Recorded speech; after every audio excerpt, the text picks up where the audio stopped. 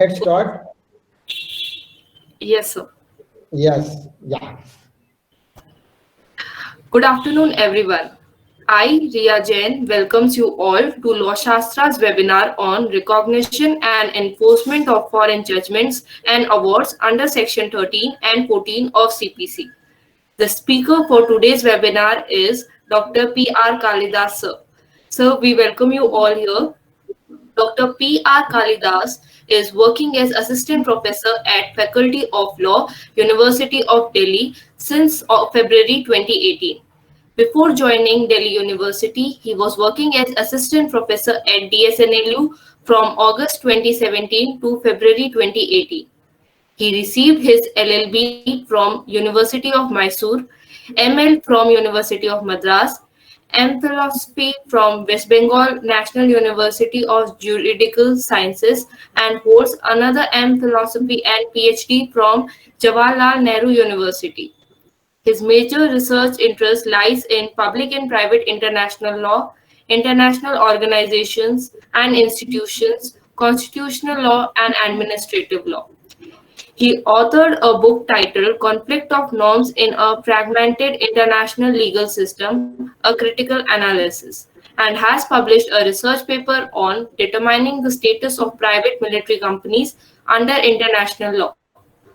A quest to solve accountability issues in armed conflicts. He has done extensive research on the issue of non conflict and fragmentation of international law during his stay at JNU, and on the issue of veto power and permanent membership of UN Security Council while doing research at NUJS Kolkata. He has also done a fair amount of research on the issue of jurisdiction of the ICJ in the course of his ML at University of Madras. In addition, he has a number of conference papers to his credit. He was the recipient of prestigious The Hague Academy of International Law Scholarship for Public International in 2030, the ICC Scholarship for Summer School on International Criminal Court in 2013, the Academy of European Law Scholarship for Summer School of Human Rights Law in 2012, and the Xiamen Academy of International Law Scholarship in 2011. Prior to joining DSNLU, he was practicing law at the Supreme Court of India and the High Court of Delhi from January 2016 to July 2017, and also has a practicing experience at the High Court of Madras from August 2014 to December 2015. Everyone is requested to keep their mics and camera off. In case the participant has any question, they can type it in the chat box. Let us start. Yes, sir.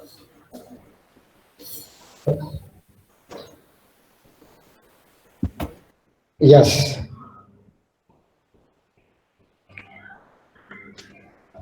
So is it presenting my PowerPoint? PowerPoint is presenting? Yes, yes, sir. Yes, sir. Okay. So anyway, thank you so much for the very, very lengthy introduction. It's okay.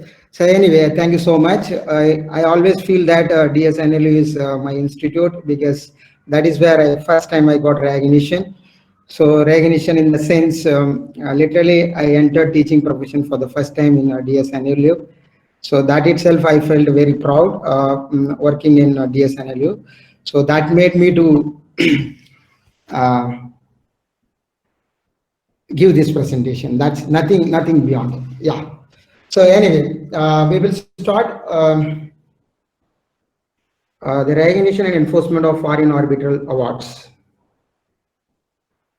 In relevance to section 13 and yes. Welcome to VoiceOver. VoiceOver speaks descriptions of items on the screen and can be used to control the computer using only your keyboard. If you already know. Okay. So, first of all, I would like to say that What is the importance of this topic?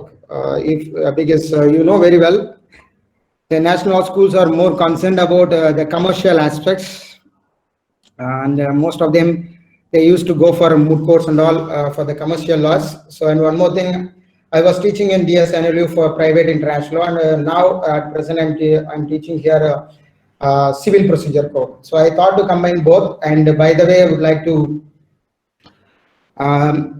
discuss about the recognition and enforcement of foreign judgments and awards. And you know very well, in the present day context, we are in the age of globalization, and people move. That everybody knows that people are moving from one place to another, especially it is not within a country, they are moving across the countries, and as a result, the people moves for different reasons. For instance, they are moving for education purpose, medical purpose. Sometimes people are moving for tourism. There are business related purposes they are moving. So as a result, you can find it is not only the moving matters here, the transportation also has improved over a period of time. That is also one of the reason of people feels very convenient to move from one place to another place. So when they move, of course, for various reasons, as a result, there could be a possibility of relations with the other people. So in the sense, one country fellow will try to interact with the another, and he interacts in multiple ways. Multiple way in the sense by entering into the contracts, simply signing an agreement, or even you could say joining a particular course. That itself is a kind of making relations. And similarly, when people move to the education purposes, they sometimes they fall in love, and subsequently they get married with the different country citizens, you could say.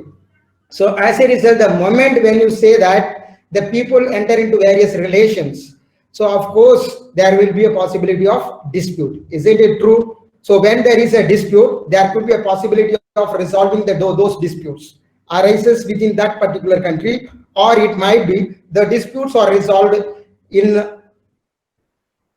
the disputes are also could be possibly resolved within our own countries, because the possibility of movement, it not only takes place in one-sided, it also double-sided. So people also comes from abroad to here. As a result, here also there could be a possibility of making relations, and subsequently there is a breaching of those relations that lead to the disputes among the among or between the citizens of two different nationals.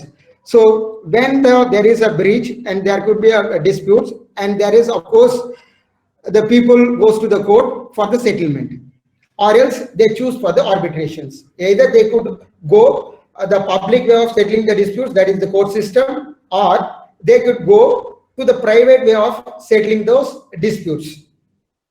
So when we say the public way of deciding the disputes, of course the court is the settlement mechanism. We are having it because it has been controlled by the government. And whereas the private arbitrators, of course, now partially you could say that the Supreme Court and the High Courts are controlling, but even then, so you could say that it is an individual choice. Of course, the public themselves, they can choose the arbitrators and any number. It may be 1 or 3 or 5, whatever it may be. So they used to choose the arbitrators, and finally they come out with awards. So on the one hand, whenever the court decides, we are saying that either it could be orders or decrees, or you could say judgments. And when the moment that the arbitrators are giving, we are saying that awards. So now up to this, there was no issue. The moment when you try to enforce those awards and the judgments, then the problem arises. How you will be, if both the parties are for the national of the same state, then there won't be any problem in enforcing or in implementing those judgments and awards.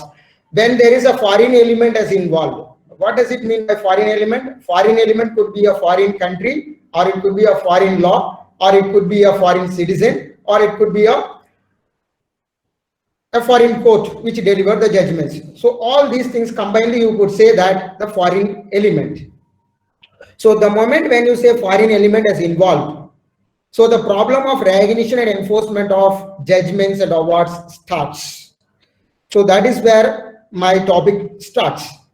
So now, when it comes to the recognition and enforcement, since I am a international law, you could say that international law professor. So in that context, I could say that on the one hand, when the people are moving from one country to another country, on the one hand, public international law evolves slowly. So indirectly, when they get into relationship with others, the relation matlab, it is not only the marital relationship, it also relation in commercial context or even in the tourism context, whatever it may be. So the relation when it starts, automatically private international law comes into picture.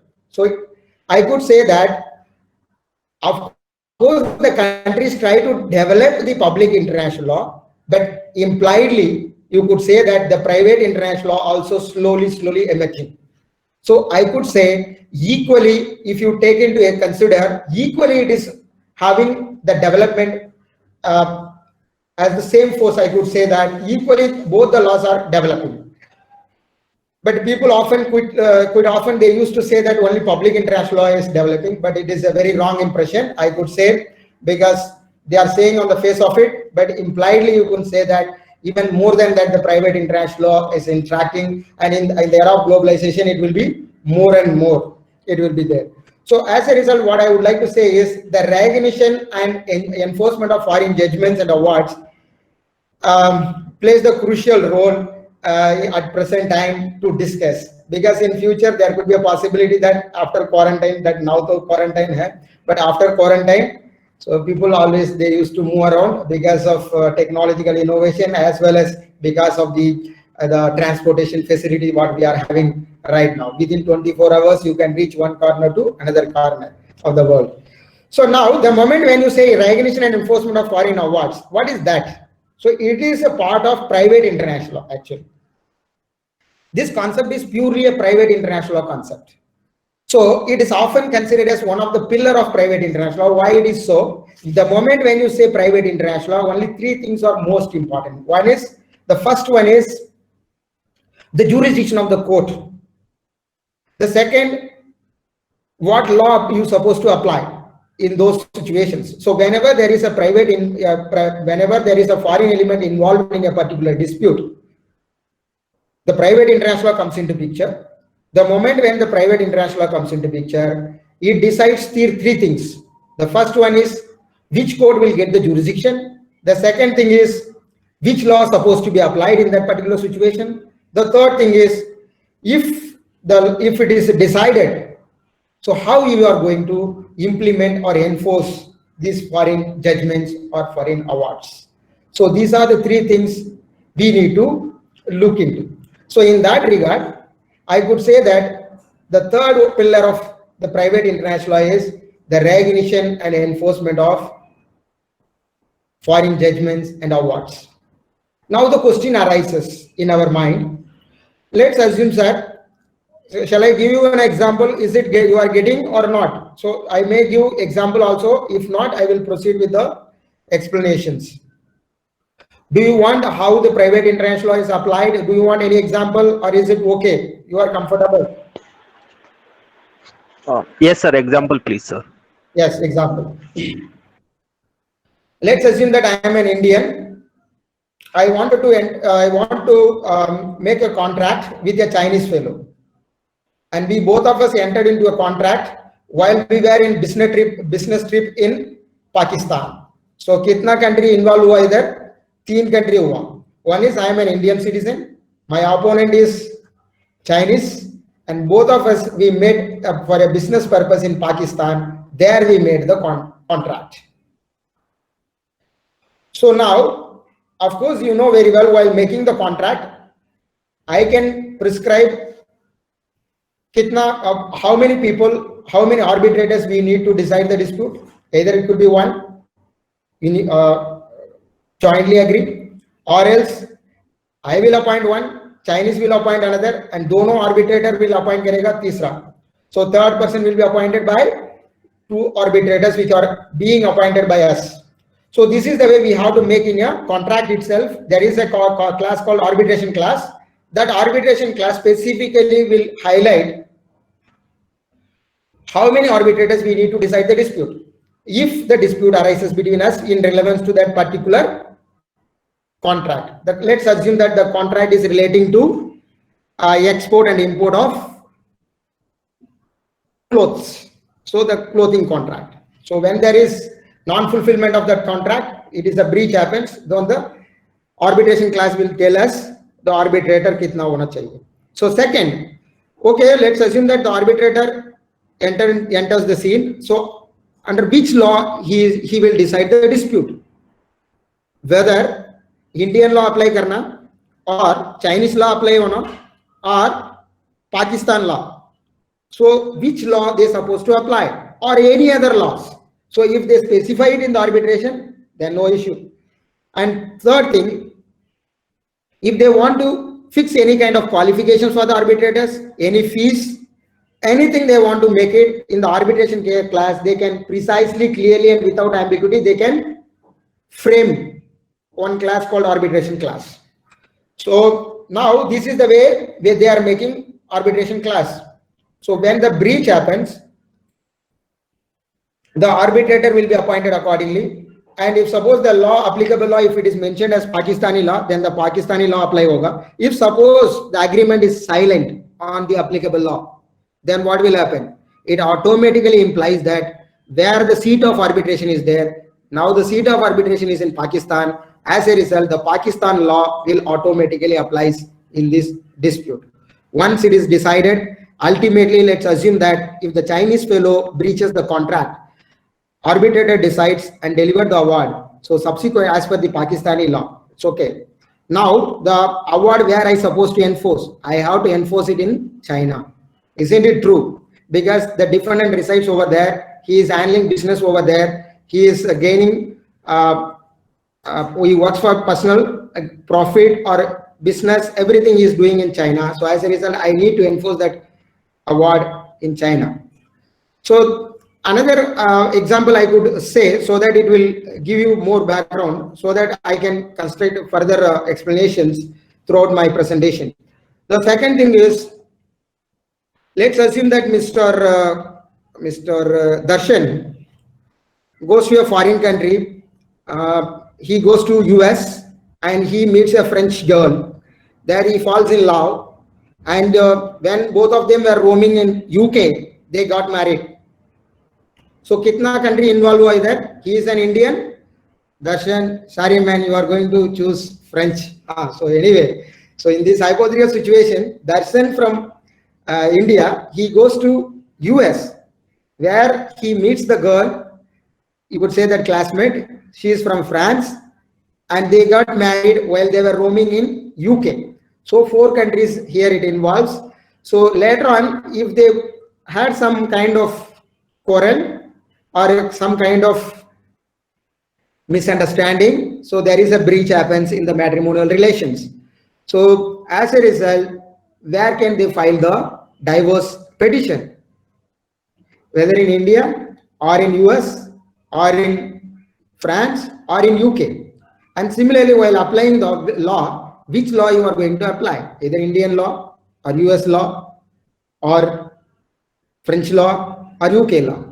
And once the decision has been issued, even any one of the court, how you are going to implement it, how you are going to enforce that judgment.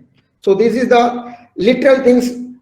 This is what the exactly private international law decides. The private international law means the private international law is a law that decides which court has the jurisdiction to decide the dispute and which law is supposed to be applied. And third one is in case of judgment, once it is delivered, and where you're supposed to implement or enforce that judgment. So 3 things they are going to decide. Let's assume that they had the matrimonial home in US.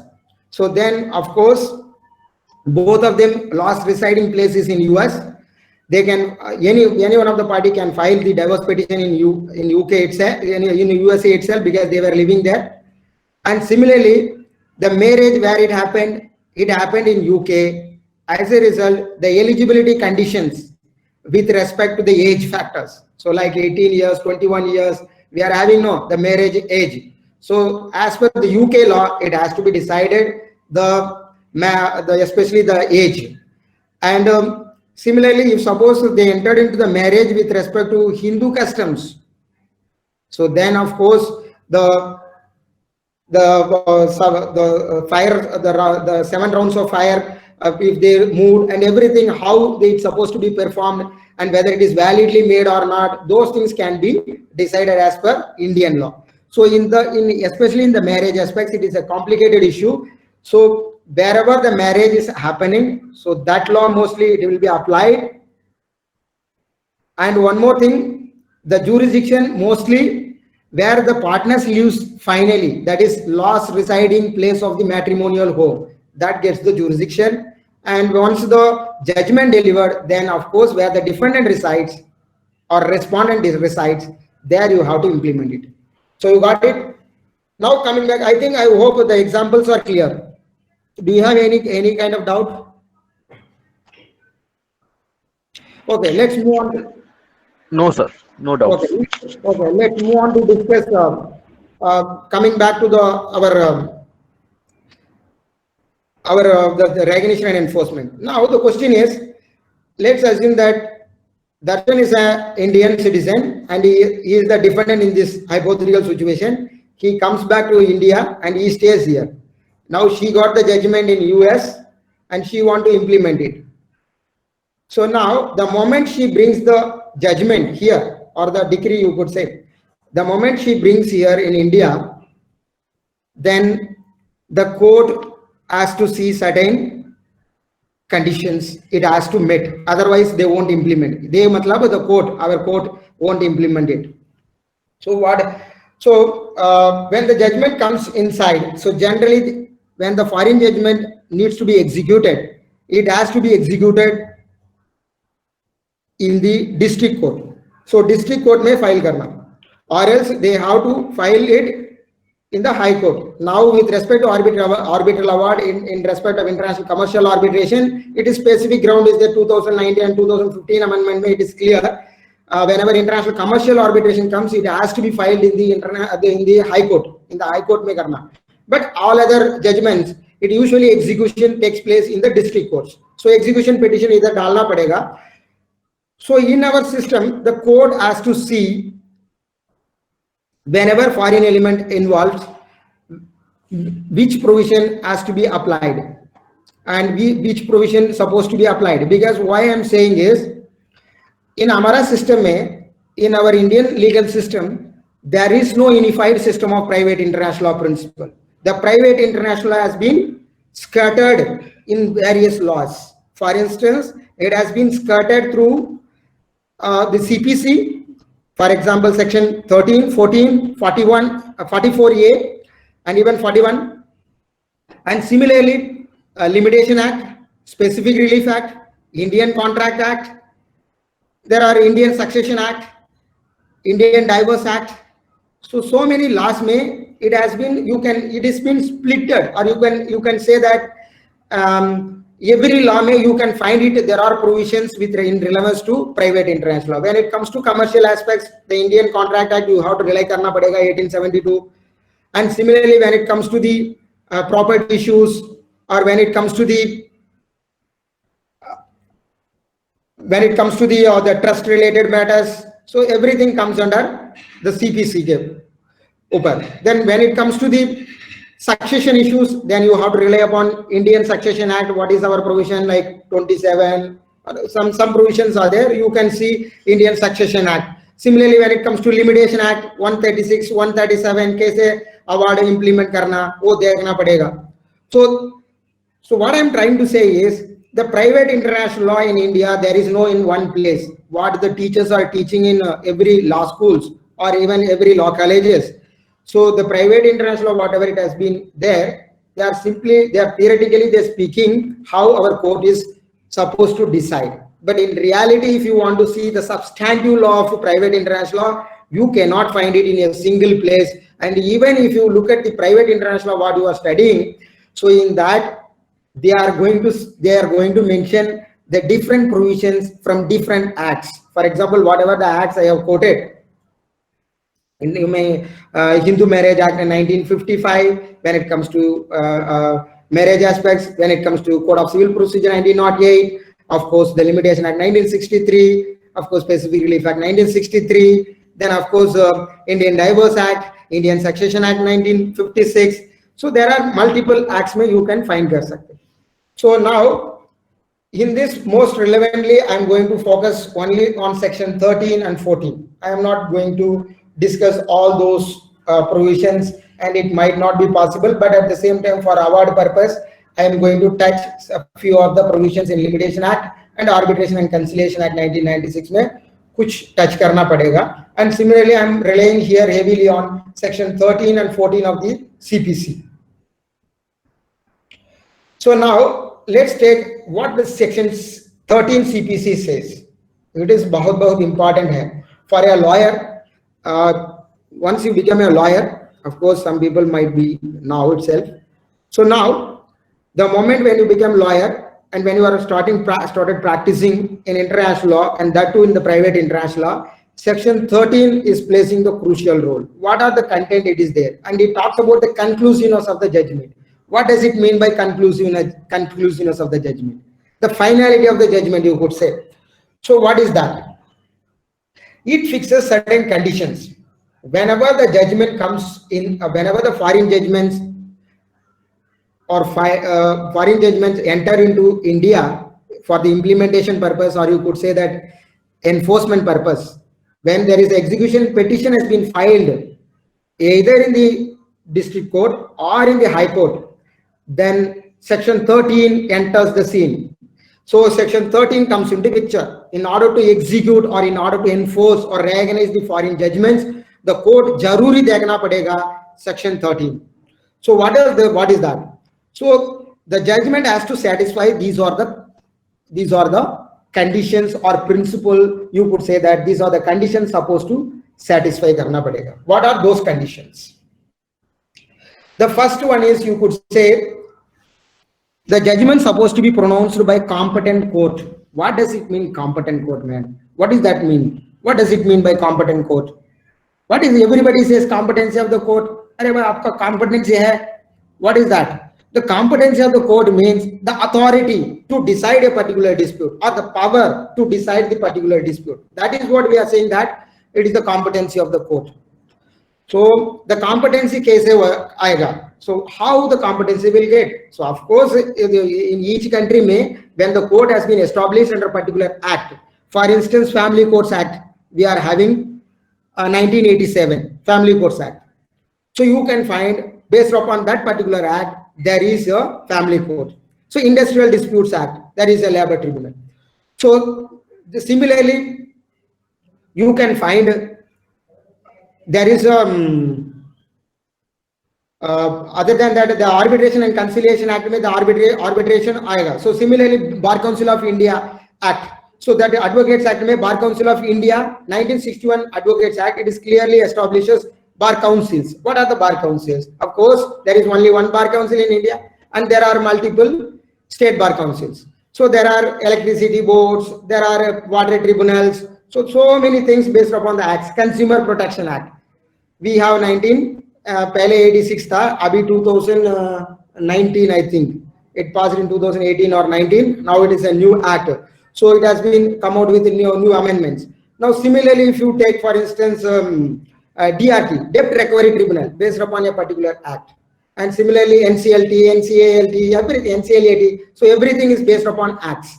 So now the competency comes based upon a particular act. Are you getting? So similarly, the CPC establishes sare lower courts. And similarly, if you look at the Indian Constitution itself, gives some authority to the constitutional courts, that is high courts and the Supreme Courts. So isn't it? So all the courts gets some power or authority from a particular act or from a constitution of a particular country. So that is the one way of getting competency. That is when both the parties are Indian citizens, then kuch problem nahi hai. The moment when foreign national involves, he won't agree with the competency of the court. So kya kar sakte abhi? So as a result, let's assume that in the Darshan hypothetical situation mein, now the case has been filed in US. The moment case filed in the US, competency, how it gets once the party waives. So party waive karna padega. So I'm ready to accept the jurisdiction of the court. Then of course the court gets the jurisdiction. If the person is not ready to waive his jurisdiction, if he is not ready to give the jurisdiction to the particular court, case jurisdiction de sakte. How he is going to give the jurisdiction? Basically, if he appears before the court, it means he accepts the jurisdiction of the court. Second, if he files the written statement, it means he impliedly accepted. So these are the ways in which the competency of the court comes into picture. So it means once the competency of the court to decide that particular case has happened, then whatever the judgment has been delivered, it is valid judgment hai, then of course it can be implemented in India. Otherwise it is not possible. So then comes the merit of the case. What does it mean by merit of the case? Everybody says, since if you find the law schools, so everybody, merit kya hai? Merit kya hai? So merit means basically the fair hearing supposed to be given to both the parties, and both the parties supposed to be contested the issues. So it means after summoning, so there should be issues are supposed to be framed. Once issues are framed, so then both the parties with their documentary proofs, with their evidences, witnesses, they have to chief, cross, re-examination karna padega. Then after argument, then after if it is decided, then we are saying that it is on merit. If it is not done, it is not on merit. So it means it's supposed to be delivered properly following the due process of law. As it is mentioned in Article 21 of the Constitution, if the due process is not followed, here also it is not valid. So this the moment when it is in the US, the same procedure hona chahiye, because it is a universal practice, the due process hona chahiye, here the other side. So that is adi alter partem. So if you are not hearing the other side, then there is no merit. So once it is merit, then to implement kar sakte, otherwise Amara court will not implement that judgment or even that award. So when it comes to the incorrect view on international law, what does it mean? If suppose competency is there, a merit ke upar hai, lekin while interpreting international law, वो interpretation सही नहीं है, so they have given incorrect interpretation दे दिया.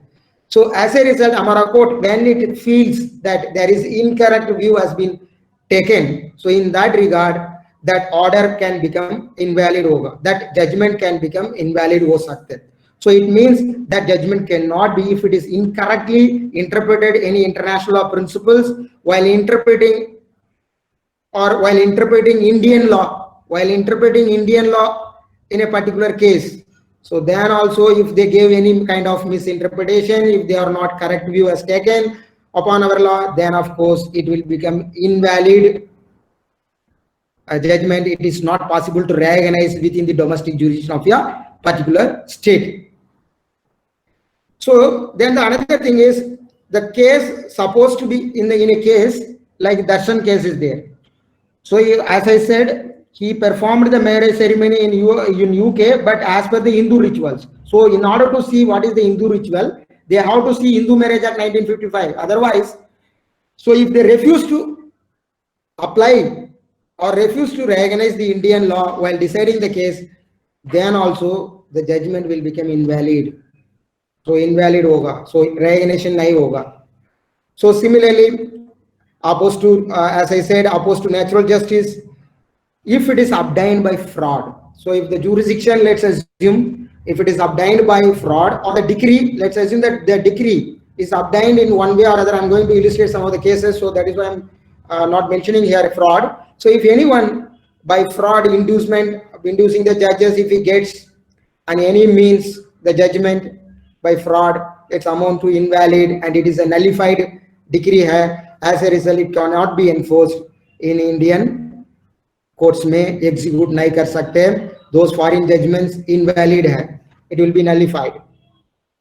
And breach of any law, so it means Indian law they have applied, but they made breach.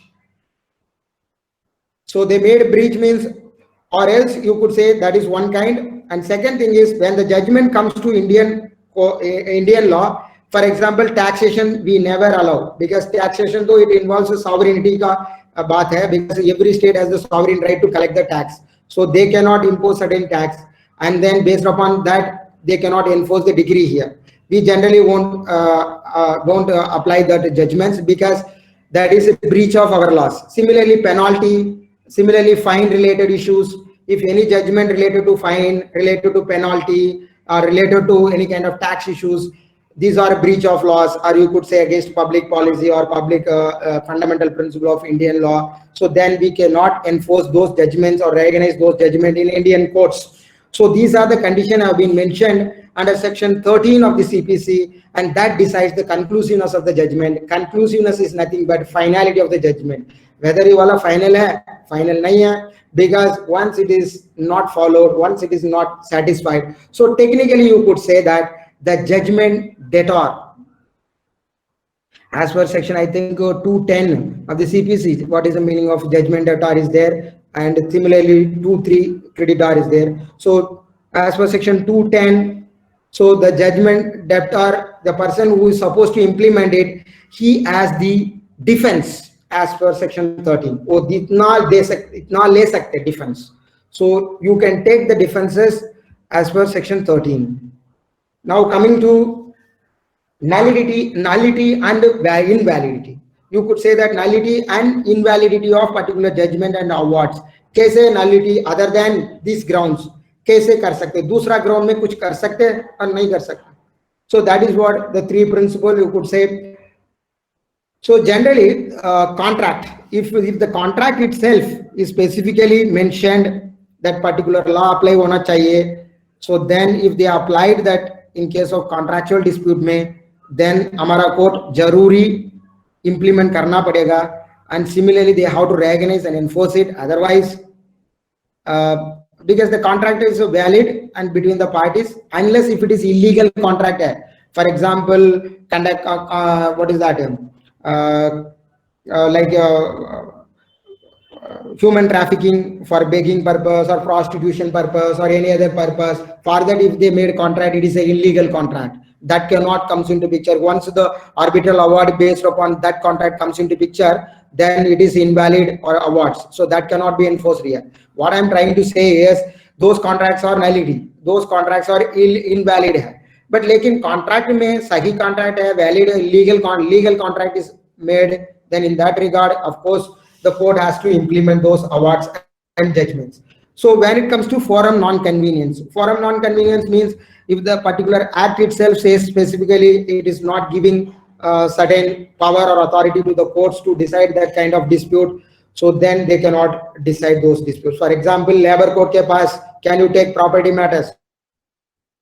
You cannot take. If similar kind of judgment comes in foreign courts, then we won't apply it, because specific act mein likha hua these kind of cases you should not decide, but lekin wo to le liya, then they decide kar diya. In those cases of course it is invalid judgment hai, we cannot enforce these judgments. That is called forum non-convenience. Forum non-convenience means it is not before the proper judge. It means they don't have power or authority as per a specific act or for any other reasons to decide that particular disputes. Then in that regard, forum non-convenience. As I said, if the defendant is not or the respondent is not ready to give the jurisdiction to the court, so in that regard the forum non-convenience comes into picture. Then whatever the judgment comes, it is invalid judgment hai. So similarly, now the question is principle of comity. Along with that, I would like to take here. So principle of comity and res sub judice, res judicata, estoppel. So in relevance to this, what are the other objections you can raise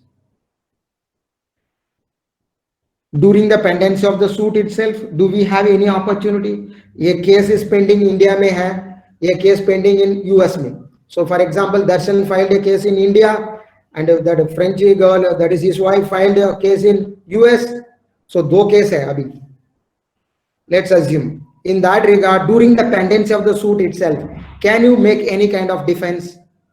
As it is, as we used to make in the domestic laws mein, we used to make certain defenses, or we used to take certain defenses.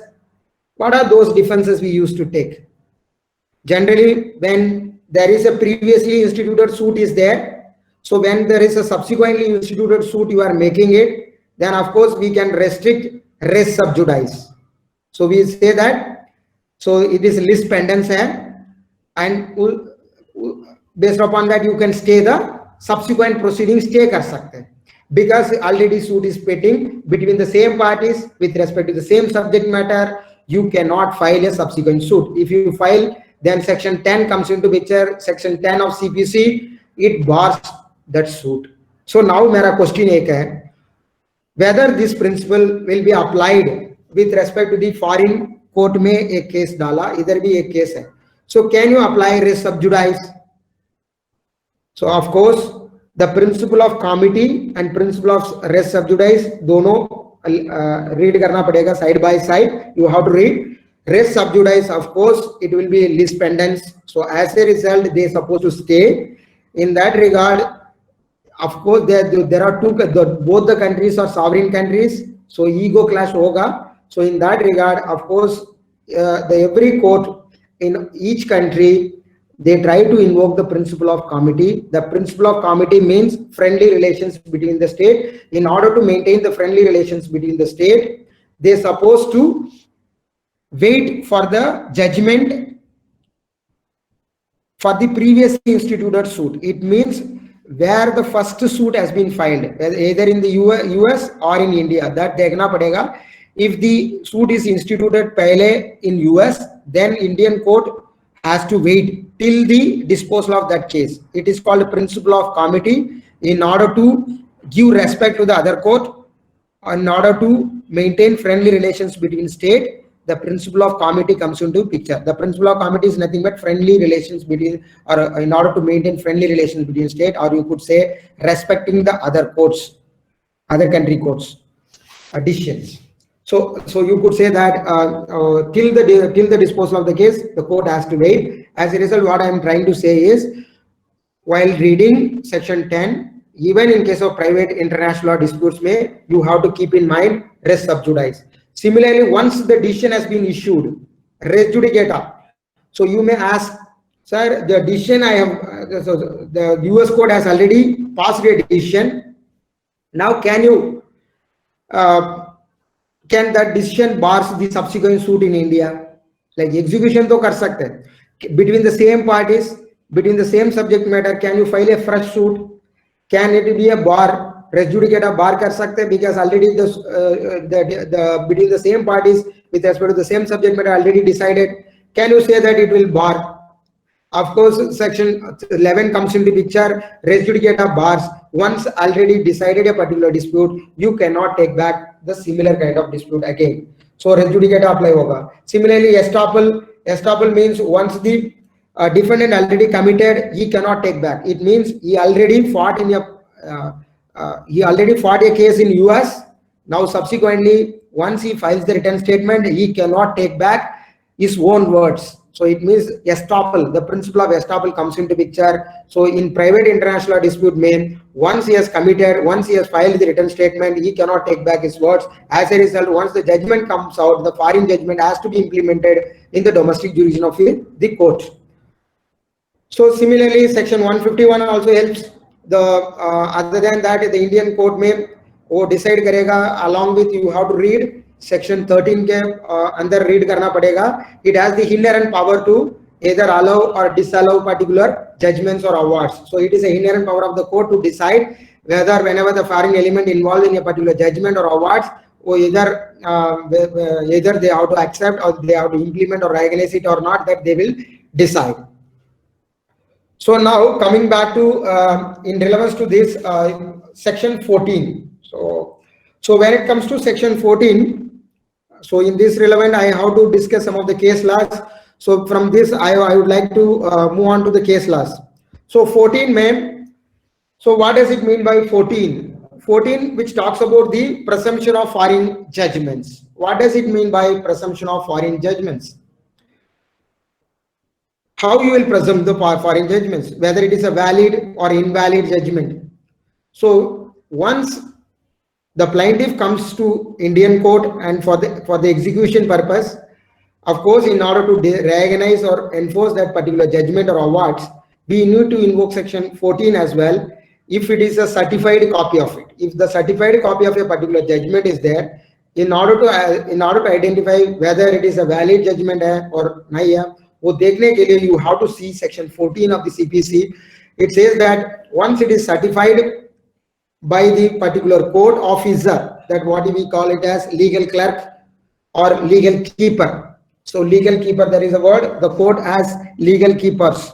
So keeper of those documents. So whenever judgment has been delivered, it will come and the documents will be stored. So in that officer who has been authorized by the particular state to attest and put seal. And once those judgment comes to the court, the copy of the judgment will be treated as a certified copy and it will be used as a secondary evidence. And why it is secondary evidence? If it is subsequently once the legal keeper of that particular court, he attests or she puts the seal, then subsequently that has to be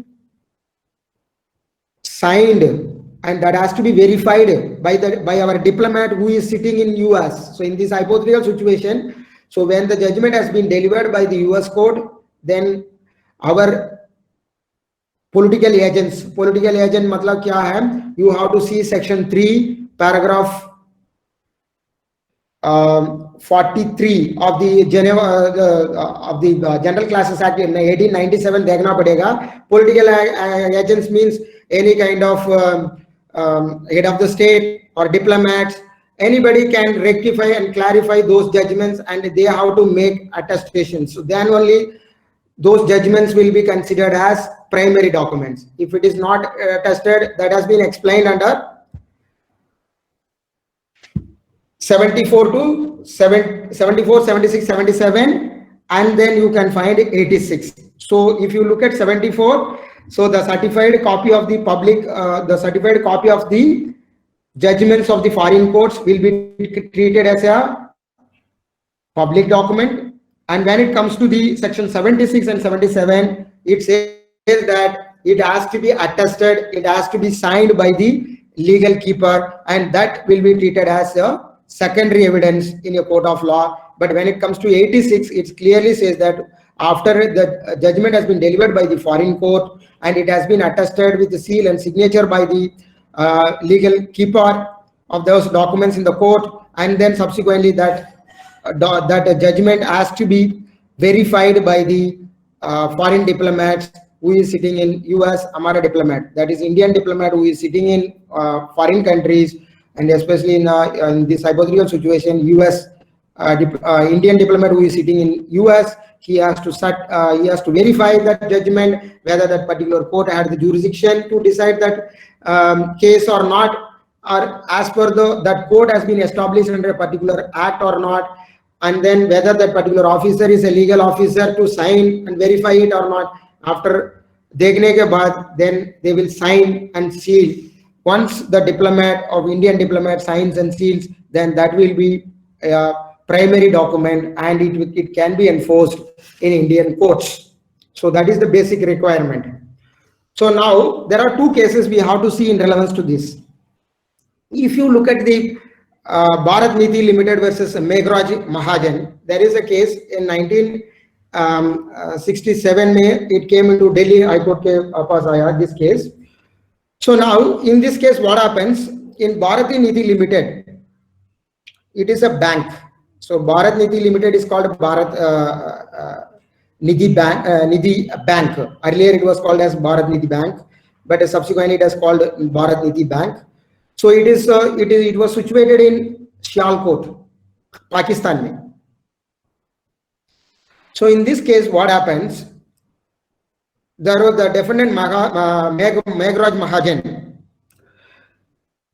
He was living in Pakistan at that point of time in Sialkot. This was the issue raised by the Bharat Niti Limited. Mr. Meghraj Mahajan, he was holding a bank account with Bharat Niti Limited and he supposed to pay an amount of 61 lakh debt, and subsequently he fled from there. So because of that, they could not able to collect the debt. Hence they filed in the Sialkot district court mein, that is lower court mein file kiya, senior civil court mein file kiya case for an amount of 61,000 plus interest.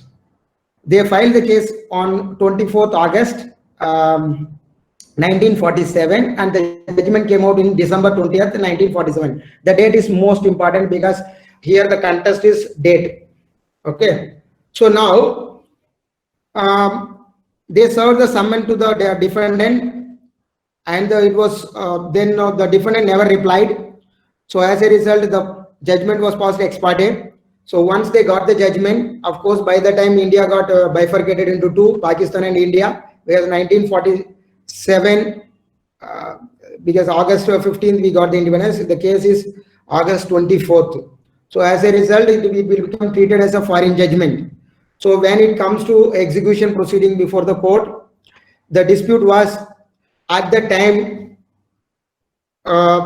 because the contention here from the defendant side was, I was not a citizen of Pakistan. So at that point of time, as a result, the order will not binds Mr. Mahajan. This was Mahajan ka bind nahi hoga. This was the issue.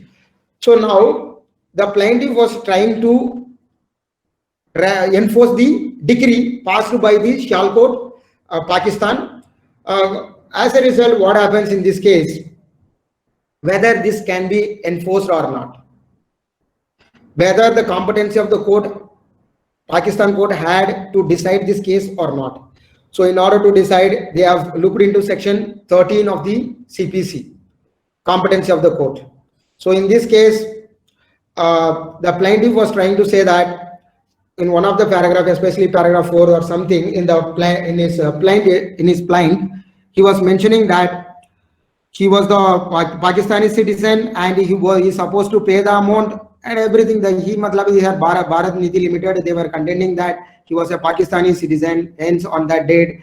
So he is very well within the competency of the court. He's supposed to enforce the decree. The court, while relying upon the while giving the reason for the judgment, that is, while giving the reason for the decree, you could say, they said, since he was a Pakistani citizen, he is supposed to pay the amount. So here the major issue, one line you could say that whether on the date of particular judgment, whether he was a citizen or not. Second issue was whether as per section 13, does it talks about recognition and enforcement of judgment or recognition and enforcement of decree.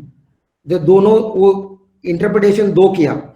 So one is whether he was a citizen or not, that is a different issue. Legal issue is whether this particular provision, section 13, talks about the recognition and enforcement of judgment or recognition and enforcement of decree. Because if you look at the title of this provision, it says that recognition and enforcement of judgment. It never talks about the decree. So the defendant said the judgment means what? The judgment means, it has been mentioned under section 210 and decree is 22. So judgment means what? Reason. So reasoning in a particular case, and based upon that reasoning, the decree comes. So the reasoning is called, or the grounds upon which the decree comes, that reasoning or grounds is called judgment. So here judgment kya hai? He was a Pakistani citizen. Because of that, the judgment delivered, believing that he is a Pakistani citizen. But the defendant says, at that moment, I am not a citizen of Pakistan. So now in order to find out whether he was a citizen of India or citizen of Pakistan at that point of time, and similarly whether this particular provision applies the judgment or it includes the decree. So that was the issue. So in this regard, of course, the court, in order to decide if he is a citizen or not, they looked into Article 5. It talks about by birth you can get the citizenship, by parents you can get citizenship and all. It talks, and it says from 5 to 11 you can see the citizenship. And in that regard, they also, in relevance to this, section 3, paragraph 28, General Classes Act 1897, it also looked into. So it specifically talks before independence, the rulers of India, before independence, before even unity of India, union of India, you could say. So wherever the rulers went, all over the world, so they fought like Asia, entire Asia, like Cambodia, Sri Lanka, everywhere, even the Chola kingdom went very broad areas, and including Afghanistan, including Pakistan, it is called Agan Bharat, So it was, everything is called India. This is what a section 3 paragraph 28 says. Similarly, they try to look into after that Union of India. So whatever the state at present unified together, that will be treated as Union of India. So after independence, so what is the position? Bangladesh ho gaya dusra, and then Pakistan ho gaya. Now the present India will be treated as India. So they have to scrutinize whether he was a citizen or not, because after before independence, that is 15th August, in order to decide that, they looked into these two provisions. They come out with the solution, and they called the particular person to depose before the High Court, and he deposed that at the time before 15th August itself. So he fled to India, fear of persecution and fear of his death. He fled from Pakistan. He deposed in front of the court. As a result, the High Court accepted that he was a citizen of India at that point of, even at the time of filing of the suit, and even at the time of passing of the judgment. As a result, you could say that Mr. Mahajan, he was very well a citizen of India. So this judgment will not bind him. And one more thing, the reasoning done by the Sial court, Pakistan court, the reasoning was Sahi nahi, because he was not a Pakistani. Based upon that, the degree was issued. Here, section 13 is very clear. In order to decide the competency of the particular court, here the defendant never gave the competency to the court, never waived the jurisdiction to the court. And similarly, he talks about the judgment. The judgment is he is not a Pakistani. So as a result, the degree is invalid. It cannot be enforced in the court of law. So this is the way in the Bharat Nidhi Limited may decide hua. So similarly, another case in which Narasimha Rao versus Y. Venkata Lakshmi. So I will proceed with up to judgment so that I can stop. Otherwise, it will take a long time. I will take 3 more minutes to finish. And I think judgment tak le sakte, arbitration to chhod sakte, kuch problem nahi. And based upon the Narasimha Rao case mein, Y. Narasimha Rao versus Y. Venkata Lakshmi, 1991 judgment. In this case, what happens? Narasimha Rao and Venkata Lakshmi both were husband and wife, and they got married in Tirupati in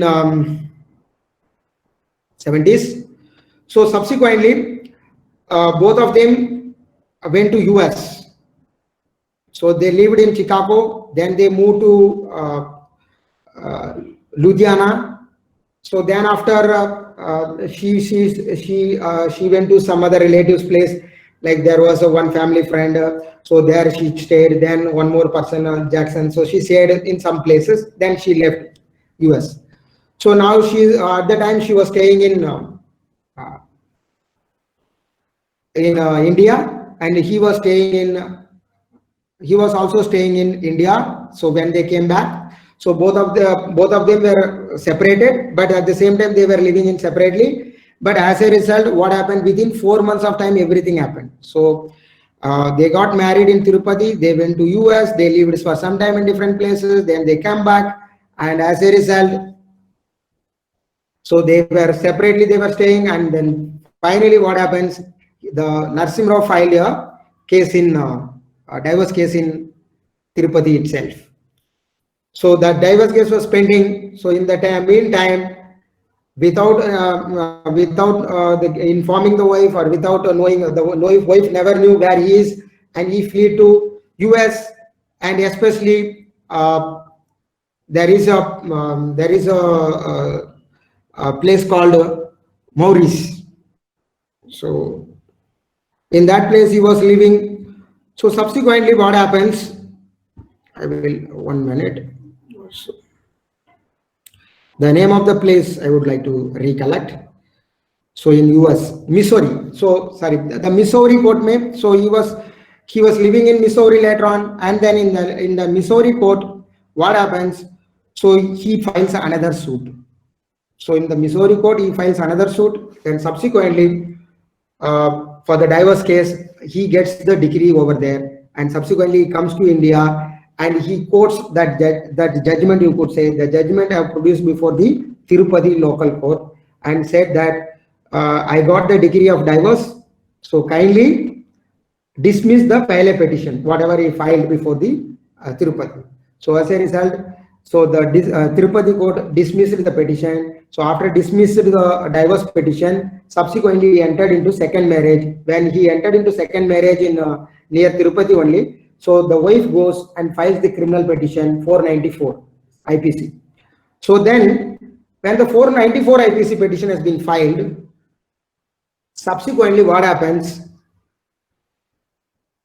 He pleads before the court that he is having valid judgment of foreign court, and similarly here in India, Tirupati court also, based upon that judgment, dismissed the divorce petition. So kindly consider that. So as a result, the judicial magistrate of first class, so it reaches the conclusion. The judicial magistrate said the complainant could not able to establish the case. Prima facie case has not been established. As a result, since the prima facie case has not been established, so the petition got rejected. So against that petition, she comes before the High Court of Andhra Pradesh. So in the Andhra Pradesh High Court, so while disposing of the matter, the Andhra Pradesh High Court, while deciding the matter, it invoked Article 14. It said that the certified copy of the judgment is not proper. As a result, this certified copy is an invalid copy. So we cannot accept it as a proof of evidence. So by the way, they didn't recognize the foreign judgment in the High Court. So, and then they directed the judicial magistrate to reopen the case. Against this judgment, sir, kindly repeat judgment or decree. You want the judgment and decree difference or what? So judgment is nothing but reasoning. So based upon the reasoning, for example, as I quoted the Pakistani case, it is very clear. Pakistani court mein reasoning kya hai? He was a Pakistani citizen. As a result, the court gets the jurisdiction. So he is supposed to pay the certain amount, whatever he is a debtor for the bank.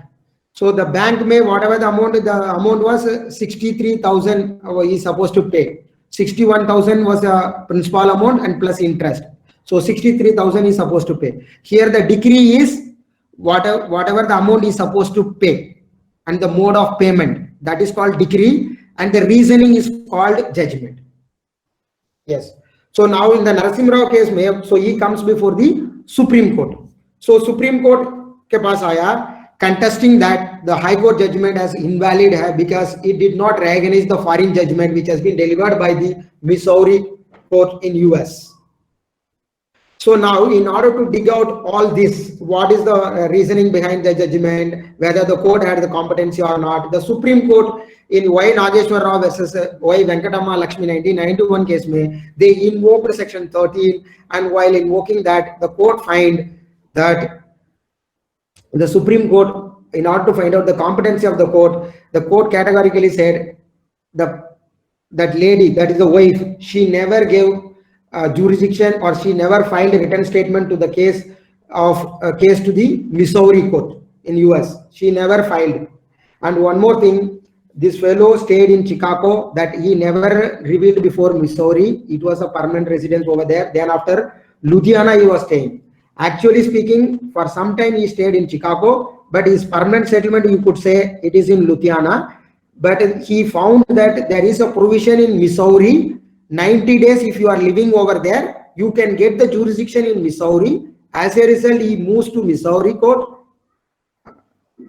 So then he stays over there, and then within 90 days, after 90 days, he files the divorce petition. So thereby the Supreme Court find out that intentionally he is making fraud to get the jurisdiction of the court, because he was staying in Louisiana. He's supposed to file a case over there, but he didn't do so. And the court while stating that that lady never gave the jurisdiction to the court, never filed the written statement. Similarly, she never fought the case. on merit, because no fair hearing has been given, even though the notice was served, but she never responded. As a result, there was no fair hearing. So there was no argument based upon the case on both the sides.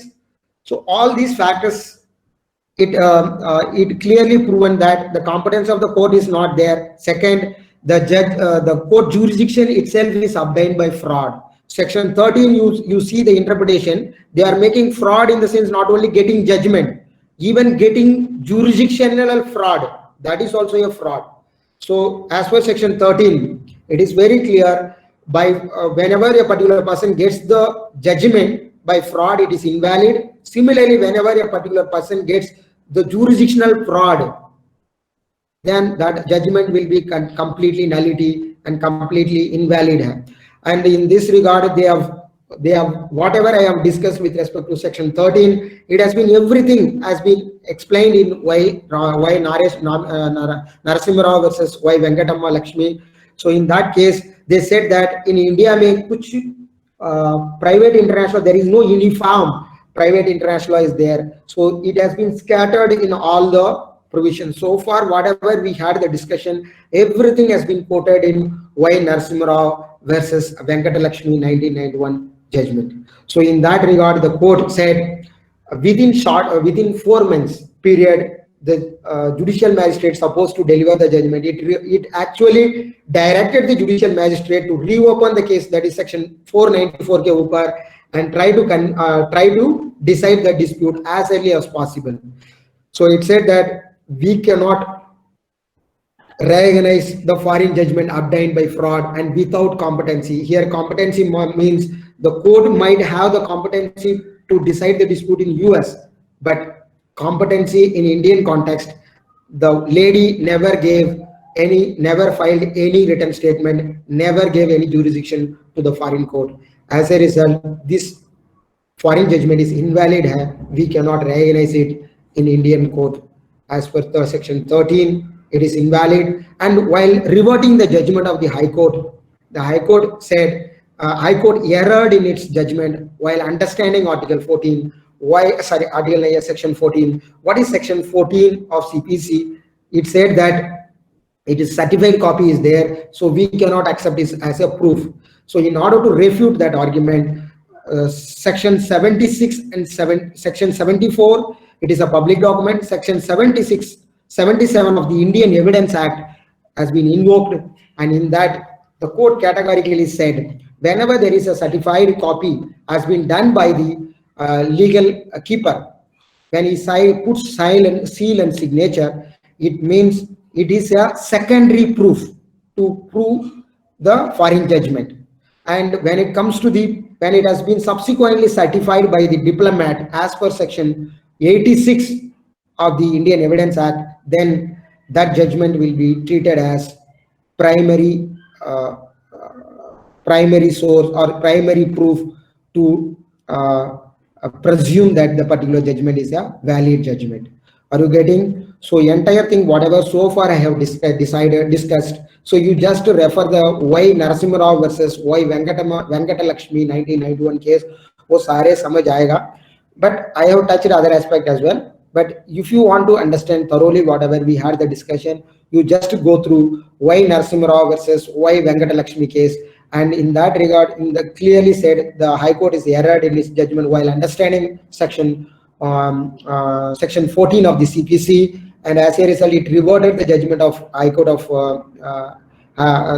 High Court of Andhra Pradesh, and it said that it can be when the legal keeper simply signs that document will be signs and seals, the judgment of that particular foreign court will be treated as a secondary source or secondary proof to prove the foreign judgment. When it comes to subsequently, if the particular judgment has been signed by the legal keeper and it has been attested by the Indian diplomat who is sitting in US, and if he signs and seals by referring the jurisdiction and everything, then of course it will be valid and it can be enforced and it will be treated as a primary evidence.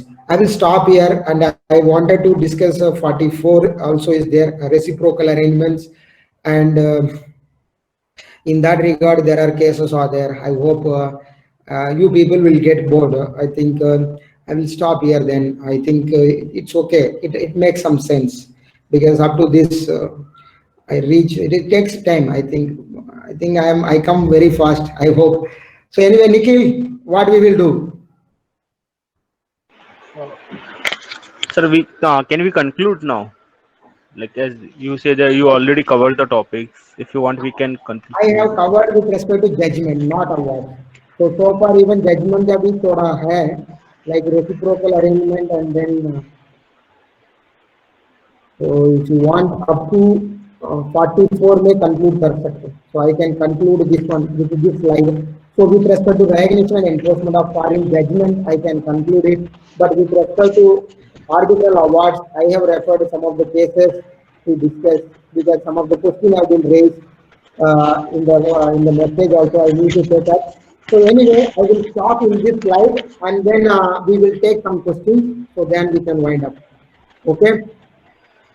So whatever, Nikhil, you just give me 2 minutes, then we will take the questions. So Sure, sir. yeah, section 44 ACPC is very, very important with respect to reciprocal arrangements with respect to enforcement of foreign judgments and foreign awards. So that is where we have to stop so that you people at least will get some benefit. Otherwise, you will feel that off-boiled. So us taraf nahi hona chahiye. So that is why I want to conclude here. So now section 44 ACPC is most relevant when it comes to reciprocal arrangement. So as I said, when there is a foreign judgment has been delivered and when it comes to the Indian court for the enforcement or recognition and enforcement, so of course, the moment when you say enforcement or recognition, of course, section 44A bahut important hai because reciprocal arrangement hona chahiye. What is the reciprocal arrangement? Reciprocal arrangement means if I accept and enforce your awards and judgments, similarly, you have to accept and recognize, in the sense foreign country has to accept and recognize our judgments and our awards. So it means Indian courts, if it is passed a particular judgment or awards, whenever foreign element involved, so that judgment should be equally valid in foreign country, and similarly that country, if anything, any judgment is passed or any award is passed, that can be enforced here. For example, all Commonwealth countries have reciprocal arrangement because we were all colonies under UK, British. So as a result, you could say that, 1 minute, so whatever the reciprocal arrangement is nothing but the central government has to notify in the official gazette stating that these are the countries, whatever the judgment and awards are passed and we are ready to accept. Similarly, they are those countries which are mentioned in the notification or in the official gazette, those countries also pass certain notifications in their government website and in order to recognize particular judgments and awards. So we have, with respect to that, in 1962 mein ek agreement hai between India and UK. So there is a reciprocal arrangement is there. If the award and judgment passed in India, it will be applied in UK. Similarly, UK, if it passes any awards and judgment, it will apply in India. So this is called reciprocal arrangement. So of course, a reciprocal arrangement, there are many interpretations are that I cannot invoke now because it has been in the case laws mein hoga. So reciprocal arrangement means, you catch the point, it is a kind of reciprocity. If you do this, I will do that. So similarly, if you do, I will do the same. So it's a kind of, it is not tit for tat, it is a kind of reciprocity between the two countries. So Commonwealth countries sare reciprocally, they are accepting their foreign judgments and awards equally. And if any country wants, of course, they can make certain reciprocal arrangement. It is a kind of agreement taraf.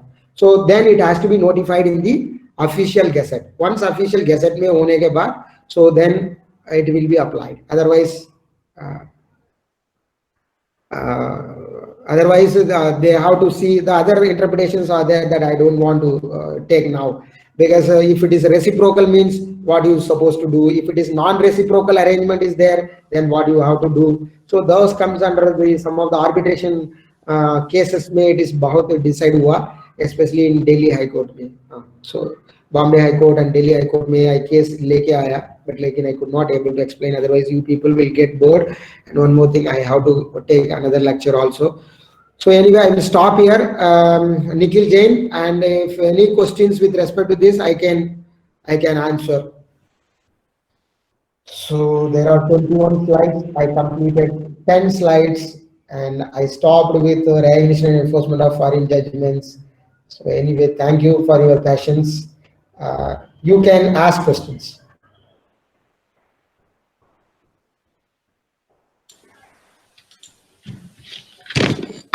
Hello. Yes. So good evening. My name is Abhinav. Yeah. Sir, I have a question. Suppose there is a non-reciprocating territory, and there is a money decree that has been awarded in that territory. Now, can we treat that as an operational debt in our country? Like, so can we use that decree to initiate IBC proceedings in our country, considering that decree as debt in our country? See, there are two classifications you have to make. If it is a reciprocating, here, I will tell you, here I'm quoting here. One minute. I will quote you. Yeah. Yes. Yeah. So reciprocating, when it comes to the, if it is a reciprocating territory, so then the judgment, only one thing you keep in mind, section 13, if it is a reciprocal arrangement as per section 44A, then what happens? It will be treated as a reciprocated territory, and then while coming to India, when you are trying to enforce and recognize the foreign judgments or awards, whatever it may be, then the judgment debtor has the responsibility to prove whether that particular judgment is conclusive or nahi. So he has to disagree that whether that particular judgment is not conclusive. So it means the judgment debtor has to prove how it is not conclusive, how it is not competent, how it is not merit, how it is not based on merit of the case, how it is against the natural justice. Everything the judgment debtor has to prove. And in the sense, the execution petition he has to prove that whether that particular, how the particular judgment or the particular award is not as per section 13 of the CPC.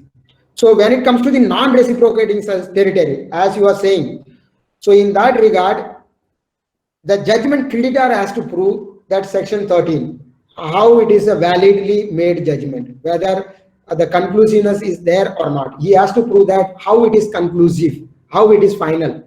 So in this regard, of course, in the Uparto, it is a debt. The judgment creditor can claim the debt, but here, if the non-reciprocating territory if he could not able to establish that the judgment is not conclusive, or if he could not able to prove that the judgment is conclusive, then what will happen? It will be treated as an invalid judgment. It is a nullified judgment. So as a result, even if it is passed the ex parte order, it is an invalid order hoga. So that there is a case is there, Marine Geotechnic LLC, Marine versus Coastal Marine Construction and Engineering Company Limited. So in that case, of course, the Bombay High Court is decided this while invoking reciprocal arrangement. The debtor has the obligation to prove whether how the particular judgment or award is in violation of section 13 of CPC. And when it comes to the non-reciprocating territory, of course, the judgment creditor has to do. But in your answering in your question, of course, he can, in order to wind up the company, he can file a fresh suit if he could not able to establish section 13. Yes. You got it? Yes, sir. I got it. I got my answer. Yes. Any other questions? And one person asked, kitna din, how many days within which the award needs to be done? So 3 years. So if you can look at it, section 136. So any decree, any judgment, any orders in India, any decree or a judgment, 12 years within which you have to execute it. When it comes to the foreign arbitral awards, So then it is 3-year period, then you have to see section 137 of CP of Limitation Act 1963. Limitation Act में लिखा हुआ, it is very clear, 3 years, and in relevance with that there is a case is there. Yes, any questions? I think I have covered the question as well, but the thing is, only thing is I didn't touch the awards. Some of the case laws I supposed to discuss that I could not able to cover, and the grounds on which how can you contest, how can you defend the orbital award. These are the things also I have framed it. Defense not to enforce the award. Yes, any questions? Sir, I guess no one has any questions right now. And sir, we can conduct another session for awards if you can spare some time, sir. Okay, let's see. Okay, anyway, I will talk to Somesh. So anyway, we will start. Thank you so much for your patience. I got 7 questions. I think, I hope almost all the questions I answered while discussing itself. And I think most of the people got the answer. 7 question, I have 7 question when I was preparing the slides. So I covered that answer as well. So anyway. Thank you, sir. Thank you for sparing your time.